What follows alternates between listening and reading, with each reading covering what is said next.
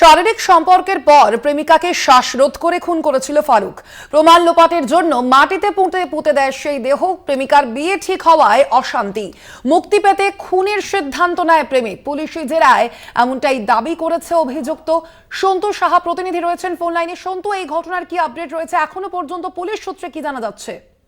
দেখো, এখনো পর্যন্ত পুলিশ সূত্রে যারা জানা যাচ্ছে, ওই নাবালিকে খুনের অভিযোগ করেছিল ধৃত ফারুক মন্ডলের বিরুদ্ধে। তাকে প্রথমেই গ্রেফতার করেছিল পুলিশ। প্রথমে এই ফারুক কিন্তু জলে ডুবে ওই নাবালিকার মৃত্যু হয়েছে এমনটা দাবি করলেও পরবর্তীতে যখন ওই নাবালিকার দেহ উদ্ধার হয় তখন দেখা যায় ওই নাবালিকার নিম্নাঙ্গের কোনো পোশাক নেই এবং খালপাড় থেকে তার অন্তর্বাস এবং জুতো উদ্ধার হয়। এরপরে সন্দেহ হয় পুলিশের।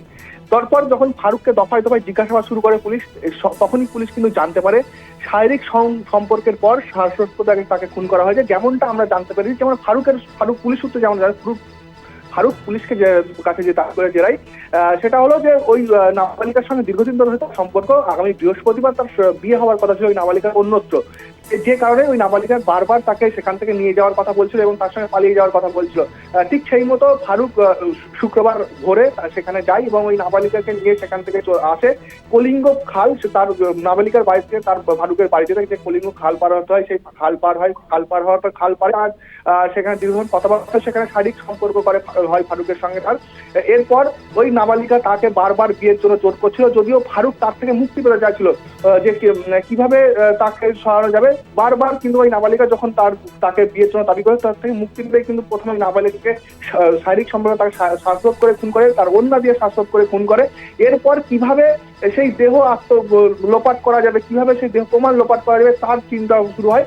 ফারুক তাকে সেখান থেকে স্থানীয় একটি বাগানে নিয়ে যায়। সেই বাগান সংলগ্ন একটি নির্মীয়মান বাড়ি, সেখান থেকে ফাওড়া এবং কোদাল উদ্ধার নিয়ে আসে, সেখানে মাটি খুঁড়ে তাকে পুঁতে দেয়। এরপরে পুলিশ যখন ফারুককে গ্রেফতার করে, প্রাথমিকভাবে ফারুক দাবি করেছিল জলে ডুবে নাবালিকার মৃত্যু হয়েছে, কিন্তু পুলিশের সন্দেহ, পুলিশ তাকে বারবার যখন জেরা শুরু করে, জেরাই কিন্তু এই যে তাকে প্রথমে তার সঙ্গে শারীরিক সম্পর্ক এবং যে তাকে খুন করা এবং পুঁতে দেওয়ার ঘটনা স্বীকার করে নিয়েছে। আজ ওই নাবালিকাকে কল্যাণী জেনেভ হাসপাতালে নিয়ে যাওয়া হবে, সেখানে ময়না তদন্ত হবে, ভিডিওগ্রাফি করা হবে। এই ময়না তদন্তের পর আগামী দিনে আরো কি তথ্য আসে এবং ফারুককে জেরা করে আরো কি তথ্য আসে, সেটাই এখন দেখার।